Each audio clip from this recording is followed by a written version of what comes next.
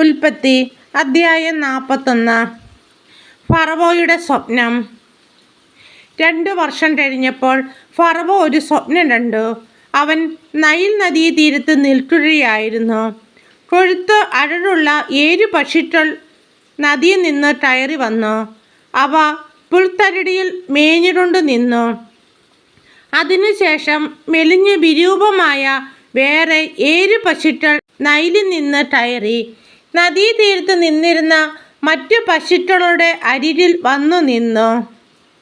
മെലിഞ്ഞ് വിരൂപമായ പക്ഷികൾ കൊഴുത്ത് അഴലുള്ള പക്ഷികളെ വിഴുങ്ങിക്കളഞ്ഞു.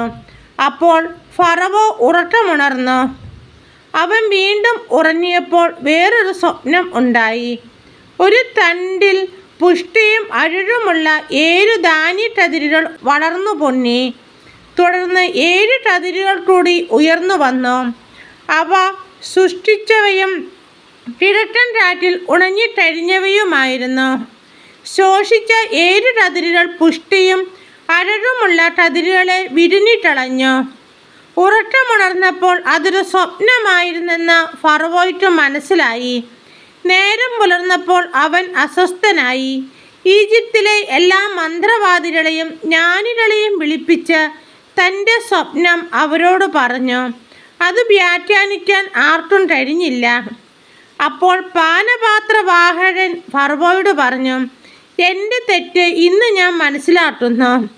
ഫറവോ തൻ്റെ ദാസന്മാരോട് കോപിച്ചപ്പോൾ എന്നെയും പാചകപ്രമാണിയെയും സേനാനായകൻ്റെ വീട്ടിൽ തടവിലിട്ടു. ഒരു രാത്രി ഞങ്ങൾ ഇരുവരും സ്വപ്നം കണ്ടു. വ്യത്യസ്തമായ അർത്ഥമുള്ള സ്വപ്നങ്ങൾ. ഞങ്ങളുടെ കൂടെ ഒരു ഹെബ്രായ യുവാവുണ്ടായിരുന്നു. സേനാനായകൻ്റെ വേലക്കാരനായിരുന്നു അവൻ. ഞങ്ങളുടെ സ്വപ്നം അവനോട് പറഞ്ഞപ്പോൾ അവൻ അത് ഞങ്ങൾക്ക് വ്യാഖ്യാനിച്ചു തന്നു. ഇരുവർക്കും അവനവൻ്റെ സ്വപ്നത്തിനൊത്ത വ്യാഖ്യാനമാണ് തന്നത്. അവൻ ഞങ്ങൾക്ക് വ്യാഖ്യാനിച്ചു തന്നതുപോലെ തന്നെ സംഭവിച്ചു. എന്നെ അവിടുന്ന് ഉദ്യോഗത്തിൽ പുനഃസ്ഥാപിച്ചു. പാചകപ്രമാണിയെ തൂട്ടിലിടുകയും ചെയ്തു. അപ്പോൾ ഫറവോ ജോസഫിനെ ആളയച്ചു വരുത്തി. അവർ അവനെ തിടുക്കത്തിൽ ഇരുട്ടറയിൽ നിന്ന് പുറത്തു കൊണ്ടുവന്നു. അവൻ ക്ഷൗരം ചെയ്ത് ഉടുപ്പ് മാറി ഫറവോയുടെ മുമ്പിൽ ഹാജരായി. ഫറവോ ജോസഫിനോട് പറഞ്ഞു, ഞാനൊരു സ്വപ്നം കണ്ടു. അത് വ്യാഖ്യാനിക്കാൻ ആർക്കും കഴിയുന്നില്ല. നിനക്ക് സ്വപ്നം വ്യാഖ്യാനിക്കാൻ കഴിയുമെന്ന് ഞാൻ അറിഞ്ഞു. ജോസഫ് ഫറവോയോട് പറഞ്ഞു, അത് എൻ്റെ കഴിവല്ല, എന്നാൽ ദൈവം ഫറവോയ്ക്ക് തൃപ്തികരമായി ഉത്തരം നൽകും. ഫറവോ ജോസഫിനോട് പറഞ്ഞു, സ്വപ്നം ഇതാണ്. ഞാൻ നൈലിൻ്റെ തീരത്ത് നിൽക്കുകയായിരുന്നു.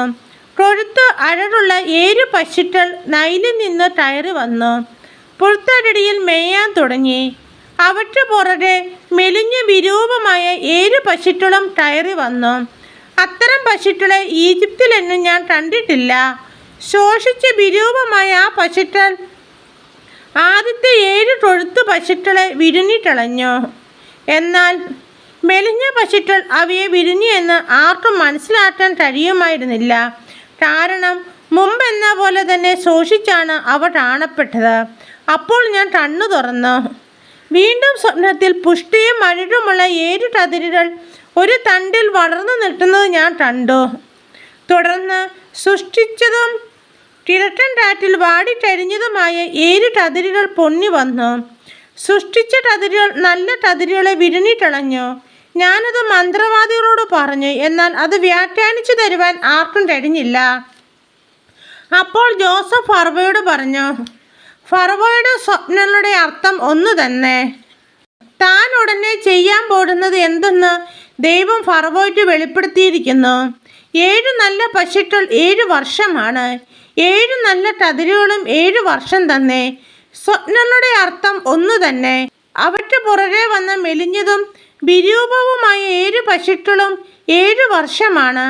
കിഴക്കൻ കാറ്റിൽ ഉണങ്ങി വരണ്ട പതിരു നിറഞ്ഞ 7 കതിരുകൾ ക്ഷാമത്തിൻ്റെ 7 വർഷമാണ്. ഞാൻ അങ്ങയോട് പറഞ്ഞതുപോലെ ദൈവം ചെയ്യാൻ പോകുന്നത് എന്തെന്ന് അവിടുന്ന് ഫറവോയ്ക്ക് കാണിച്ചു തന്നിരിക്കുന്നു. ഈജിപ്ത് മുഴുവനും സുഭിക്ഷത്തിൻ്റെ 7 വർഷങ്ങൾ വരാൻ പോകുന്നു. അതേ തുടർന്ന് ക്ഷാമത്തിൻ്റെ 7 വർഷങ്ങളുണ്ടാകും. സമൃദ്ധിയുടെ കാലം ഈജിപ്ത് രാജ്യം മറന്നുപോകും. ക്ഷാമം നാടിനെ ടാർന്നു തിന്നും. പിന്നാലെ വരുന്ന ക്ഷാമം മൂലം സമൃദ്ധി ഈജിപ്തിൻ്റെ ഓർമ്മയെ പോലും നിൽക്കില്ല. കാരണം ക്ഷാമം അത്രയ്ക്ക് രൂക്ഷമായിരിക്കും. സ്വപ്നം ആവർത്തിച്ചതിൻ്റെ അർത്ഥം ദൈവം ഇട്ടാലും തീരുമാനിച്ചുറച്ചെന്നും ഉടനെ അത് നടപ്പിലാക്കുമെന്നുമാണ്. അതുകൊണ്ട് ഫറവോ വിവേകിയും ബുദ്ധിമാനുമായ ഒരാളെ കണ്ടുപിടിച്ച് ഈജിപ്തിൻ്റെ മുഴുവൻ അധിപനായി നിയമിക്കണം. ഫറവോ നാട്ടിലെന്നും മേൽനോട്ടക്കാരെ നിയമിച്ചു. സമൃദ്ധിയുടെ 7 വർഷങ്ങളിലും വിളവിൻ്റെ 5-1 ശേഖരിക്കണം. വരാൻ പോകുന്ന സമൃദ്ധിയുടെ വർഷങ്ങളിൽ അവർ ധാന്യം മുഴുവൻ ശേഖരിച്ച് അത് ഫറവോയുടെ അധികാരത്തിൻ്റെ നഗരങ്ങളിൽ ഭക്ഷണത്തിനായി സൂക്ഷിച്ചു വെക്കണം. ഈജിപ്തിൽ 7 വർഷം നീണ്ടു നിൽക്കാൻ പോകുന്ന ക്ഷാമത്തെ നേരിടാനുള്ള കരുതൽ ധാന്യമായിരിക്കും അത്. അങ്ങനെ നാട് പട്ടിണി കൊണ്ട് നശിക്കാതിരിക്കും. ജോസഫ് ഈജിപ്തിൻ്റെ അധിപൻ. ഈ നിർദ്ദേശം കൊള്ളാമെന്ന് ഫറവോയ്ക്കും അവൻ്റെ സേവകന്മാർക്കും തോന്നി. ഫറവോ സേവകന്മാരോട് പറഞ്ഞു, ദൈവത്തിൻ്റെ ആത്മാവ് കുടികൊള്ളുന്ന ഇവനെ പോലെ മറ്റൊരു മനുഷ്യനെ കണ്ടെത്താൻ നമുക്ക് കഴിയുമോ? ഫറവോ ജോസഫിനോട് പറഞ്ഞു, ദൈവം ഇക്കാര്യമെല്ലാം നിനക്ക് വെളിപ്പെടുത്തി തന്നിരിക്കുന്നതുകൊണ്ട് നിന്നെപ്പോലെ വിവേകിയും ബുദ്ധിമാനുമായ ഒരാൾ വേറെയില്ല. നീ എൻ്റെ വീടിന് മേലാളായിരിക്കും. എൻ്റെ ജനം മുഴുവൻ നിൻ്റെ വാക്കനുസരിച്ച് പ്രവർത്തിക്കും. സിംഹാസനത്തിൽ മാത്രം ഞാൻ നിന്നേക്കാൾ വലിയവനായിരിക്കും.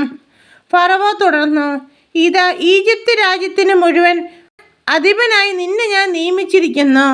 ഫറവോ തൻ്റെ കയ്യിൽ നിന്ന് മുദ്രമോതിരം ഊരിയെടുത്ത് ജോസഫിനെ അണിയിച്ചു. അവനെ പട്ടുവസ്ത്രങ്ങൾ ധരിപ്പിച്ചു. കഴുത്തിൽ ഒരു സ്വർണ്ണമാല ഇടുകയും ചെയ്തു. അവൻ തൻ്റെ 2-ാം രഥത്തിൽ ജോസഫിനെ എഴുന്നള്ളിച്ചു. മുട്ടുമടക്കുവിൻ എന്ന് അവർ അവന് മുമ്പേ വിളിച്ചു പറഞ്ഞുകൊണ്ടിരുന്നു. അങ്ങനെ ഫറവോ അവനെ ഈജിപ്തിന് മുഴുവൻ അധിപനാക്കി. ഫറവോ ജോസഫിനോട് പറഞ്ഞു, ഞാൻ ഫറവോ ആണ്. നിന്റെ സമ്മതം കൂടാതെ ഈജിപ്ത് ദേശത്തിലെന്നും ആരും കയ്യോ കാലോ ഉയർത്തുകയില്ല. അവൻ ജോസഫിന് സാഫ്നത്ത് ഫാനയ എന്ന് പേരിട്ടു. ഓനിലെ പുരോഹിതനായ പൊത്തിഫറായുടെ മകൾ അസ്നത്തിനെ അവന് ഭാര്യയായി കൊടുക്കുകയും ചെയ്തു. ജോസഫ് ഈജിപ്ത് മുഴുവൻ സഞ്ചരിച്ചു. ഈജിപ്തിലെ രാജാവായ ഫറവോയുടെ സേവനത്തിൽ പ്രവേശിച്ചപ്പോൾ ജോസഫിന് 30 വയസ്സായിരുന്നു. ഫറവോയുടെ മുമ്പിൽ നിന്ന് പോയി അവൻ ഈജിപ്ത് മുഴുവൻ ചുറ്റി സഞ്ചരിച്ചു. സുഭിക്ഷത്തിൻ്റെ 7 വർഷം ഭൂമി സമൃദ്ധമായി വിളവ് നൽകി. 7 വർഷവും കൂടുതലുണ്ടായിരുന്ന ഭക്ഷ്യസാധനങ്ങളെല്ലാം അവൻ നഗരങ്ങളിൽ സംഭരിച്ചു വെച്ചു.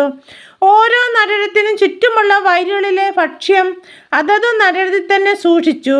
കടൽക്കരയിലെ മണൽ പോലെ കണക്കറ്റ ധാന്യം ജോസഫ് ശേഖരിച്ചു വെച്ചു. അത് അളക്കാൻ വയ്യാത്തോണ്ട് അവൻ അളവ് നിർത്തി. ക്ഷാമകാലം തുടങ്ങും മുമ്പ് ഓനിൻ്റെ പുരോഹിതനായ പൊത്തിഫറായുടെ മകൾ അസ്നത്തിൽ അവന് 2 പുത്രന്മാർ ജനിച്ചു.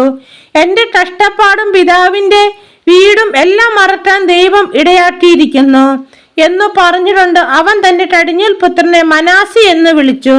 2-ാമനെ അവൻ എഫ്രായിം എന്ന് വിളിച്ചു. എന്തെന്നാൽ കഷ്ടതുള്ള നാട്ടിൽ ദൈവം എന്നെ സന്താന പുഷ്ടിയുള്ളവനാക്കിയിരിക്കുന്നു എന്ന് അവൻ പറഞ്ഞു. ഈജിപ്തിലെ സമൃദ്ധിയുടെ 7 വർഷം അവസാനിച്ചു. ജോസഫ് പറഞ്ഞതുപോലെ ക്ഷാമത്തിൻ്റെ 7 വർഷങ്ങൾ ആരംഭിച്ചു. എല്ലാ നാടുകളിലും ക്ഷാമമുണ്ടായി. എന്നാൽ ഈജിപ്തിൽ ആഹാരമുണ്ടായിരുന്നു. ഈജിപ്തിലെല്ലാം ക്ഷാമമായപ്പോൾ ജനങ്ങൾ ഫറവോയുടെ അടുക്കൽ ആഹാരത്തിന് അപേക്ഷിച്ചു. അവൻ ഈജിപ്തുകാരോട് പറഞ്ഞു, ജോസഫിന്റെ അടുത്തേക്ക് ചെല്ലുക, അവൻ നിന്നോട് പറയുന്നത് പോലെ ചെയ്യുക. ദേശത്തെല്ലാം പട്ടിണി വ്യാപിച്ചപ്പോൾ ജോസഫ് കലവറ തുറന്ന് ഈജിപ്തുകാർക്ക് ധാന്യം വിറ്റു. ഈജിപ്തിൽ പട്ടിണി വളരെ രൂക്ഷമായിരുന്നു. ജോസഫിന്റെ പട്ടിൽ നിന്ന് ധാന്യം വാങ്ങാൻ എല്ലാ ദേശങ്ങളിൽ നിന്നും ആളുകൾ ഈജിപ്തിലെത്തി. ലോകത്തെല്ലാം പട്ടിണി അത്ര രൂക്ഷമായിരുന്നു.